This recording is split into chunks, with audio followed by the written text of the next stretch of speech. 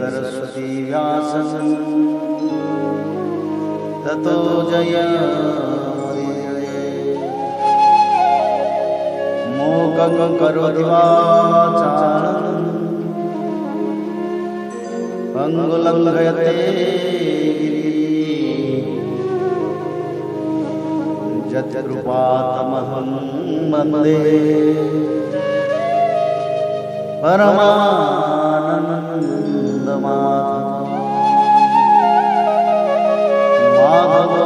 माधवो वाक्यं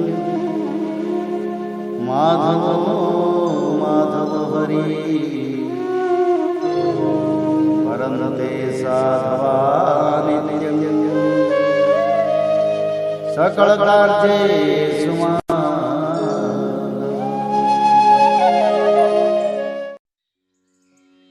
श्रीमद्भागवत प्रथम स्कंद अथ द्वादशोध्याय परीक्षित का जन्म। शौनक जी ने कहा, अश्वत्थामा ने जो अत्यंत तेजस्वी ब्रह्मास्त्र चलाया था उससे उत्तरा का गर्भ नष्ट हो गया था, परंतु भगवान ने उसे पुनः जीवित कर दिया। उस गर्भ से पैदा हुए महाज्ञानी महात्मा परीक्षित के, जिन्हें सुखदेव जी ने ज्ञानोपदेश दिया था, जन्म कर्म मृत्यु और उसके बाद जो गति उन्हें प्राप्त हुई वह सब यदि आप ठीक समझे तो कहें। हम लोग बड़ी श्रद्धा के साथ सुनना चाहते हैं। सूत जी ने कहा, धर्मराज, युधिष्ठिर अपनी प्रजा को प्रसन्न रखते हुए पिता के समान उसका पालन करने लगे। भगवान श्री कृष्ण के चरण कमलों के सेवन से वे समस्त भोगों से निष्प्रह हो गए थे। शौनकादि ऋषियों, उनके पास अतुल संपत्ति थी।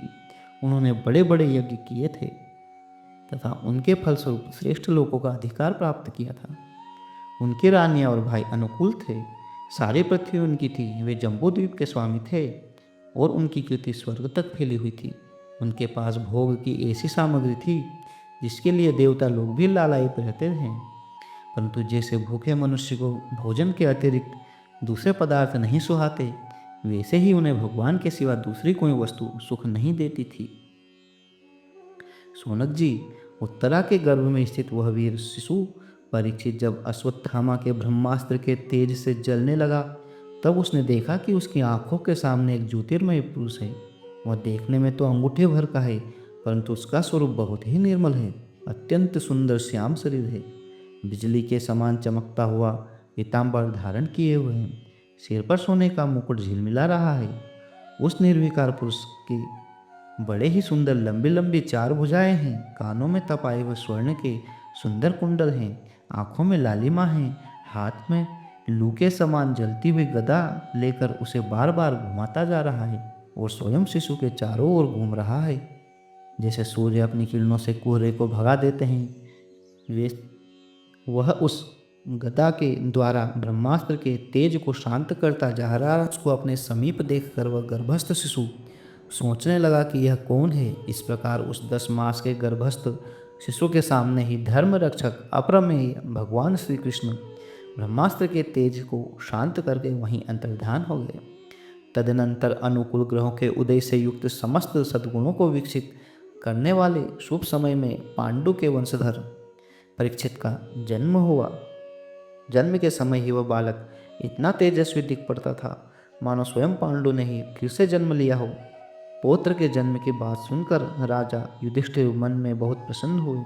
उन्होंने धूम्य, कृपाचार्य आदि ब्राह्मणों से मंगल वाचन और जात कर्म संस्कार करवाए। महाराज युधिष्ठिर दान के योग्य समय को जानते थे। उन्होंने प्रजातीर्थ नामक काल में अर्थात नाल काटने के पहले ही ब्राह्मणों को सुवर्ण गोएं, पृथ्वी, गांव, उत्तम जाति के हाथी घोड़े और उत्तम अन्न का दान दिया। ब्राह्मणों ने संतुष्ट होकर अत्यंत विनयी युधिष्ठिर से कहा, पुरुवंश शिरोमणे, काल की दुर्निवार गति से यह पवित्र पुरुवंश मिटना ही चाहता था, परंतु तुम लोगों पर कृपा करने के लिए भगवान विष्णु ने यह बालक देकर इसकी रक्षा कर दी, इसलिए इसका नाम विष्णुरात होगा। निसंदेह यह बालक संसार में बड़ा यशस्वी, भगवान का परम भक्त और महापुरुष होगा। युधिष्ठिर ने कहा, महात्माओं, यह बालक क्या अपने उज्ज्वल यश से हमारे वंश के पवित्र कीर्ति महात्मा राजर्षियों का अनुसरण करेगा?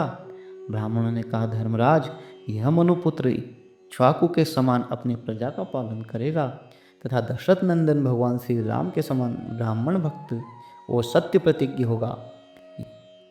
उसी नर नरेश शिबी के समान दाता और शरणागत वत्सल होगा तथा याज्ञिकों में दुष्यंत के पुत्र भरत के समान अपने वंश का यश फैलाएगा। धनुधरों में यह सहस्त्रबाहु अर्जुन और अपने दादा पार्थ के समान अग्रगण्य होगा। यह अग्नि के समान दुर्धर्ष और समुद्र के समान दुस्तर होगा। यह सिंह के समान पराक्रमी, हिमाचल की तरह आश्रय लेने योग्य, पृथ्वी के सदृश तितिक्षु और माता पिता के समान सहनशील होगा। इसमें पितामह ब्रह्मा के समान समता रहेगी। भगवान शंकर की तरह यह कृपालु होगा और संपूर्ण प्राणियों को आश्रय देने में यह लक्ष्मीपति भगवान विष्णु के समान होगा। यह समस्त सद्गुणों की महिमा धारण करने में श्री कृष्ण का अनुयायी होगा। रंतिदेव के समान उदार होगा और ययाति के समान धार्मिक होगा। धैर्य में बलि के समान और भगवान श्री कृष्ण के प्रति दृढ़ निष्ठा में यह प्रहलाद के समान होगा। यह बहुत से अश्वमेध यज्ञों का पालन करने वाला और वृद्धों का सेवक होगा। इसके पुत्र राजर्षि होंगे। मर्यादा का उल्लंघन करने वालों को यह दंड देगा। यह पृथ्वी माता और धर्म की रक्षा के लिए कलयुग का भी दमन करेगा। ब्राह्मण कुमार के साप से तक्षय के द्वारा अपनी मृत्यु सुनकर यह सबकी आसक्ति छोड़ देगा और भगवान के चरणों की शरण लेगा। राजन व्यासनंदन सुखदेव जी से यह आत्मा के यथार्थ स्वरूप का ज्ञान प्राप्त करेगा और अंत में गंगा तट पर अपने शरीर को त्याग कर निश्चय ही अभय पद को प्राप्त करेगा। ज्योतिष शास्त्र के विशेषज्ञ ब्राह्मण राजा युधिष्ठिर को इस प्रकार बालक के जन्म लग्न का फल बतलाकर और भेंट पूजा लेकर अपने अपने घर को चले गए। वही यह बालक संसार में परीक्षित के नाम से प्रसिद्ध हुआ, क्योंकि वह समस्त बालक गर्भ में जिस पुरुष का दर्शन पा चुका था उसका स्मरण करता हुआ लोगों में उसी की परीक्षा करता रहता था कि देखें इनमें से कौन सा वह है। जैसे शुक्ल पक्ष में दिन प्रतिदिन चंद्रमा अपनी कलाओं से पूर्ण होता हुआ बढ़ता है, वैसे ही वह राजकुमार भी अपने गुरुजनों के लालन पालन से क्रमशः अनुदिन बढ़ता हुआ शीघ्र ही सयाना हो गया। इसी समय स्वजनों के वध का प्रायश्चित करने के लिए राजा युधिष्ठिर ने अश्वमेध यज्ञ के द्वारा भगवान की आराधना करने का विचार किया, परंतु प्रजा से वसूल किए हुए कर और दंड जुर्माने की रकम के अतिरिक्त और धन न होने के कारण वे बड़ी चिंता में पड़ गए। उनका अभिप्राय समझकर भगवान श्री कृष्ण की प्रेरणा से उनके भाई उत्तर दिशा में राजा मरुत और ब्राह्मणों द्वारा छोड़ा हुआ बहुत सा धन ले आए। उससे यज्ञ की सामग्री एकत्र करके धर्मभीरु महाराज युधिष्ठिर ने 3 अश्वमेध यज्ञों के द्वारा भगवान की पूजा की। युधिष्ठिर के निमंत्रण से पधारे हुए भगवान ब्राह्मणों द्वारा उनका यज्ञ संपन्न कराकर अपने सुहृद पांडवों की प्रसन्नता के लिए कई महीनों तक वहीं रहे। सोनक जी, इसके बाद भाइयों सहित राजा युधिष्ठिर और द्रौपदी से अनुमति लेकर अर्जुन के साथ यदुवंशियों से घिरे हुए भगवान श्री कृष्ण ने द्वारका के लिए प्रस्थान किया।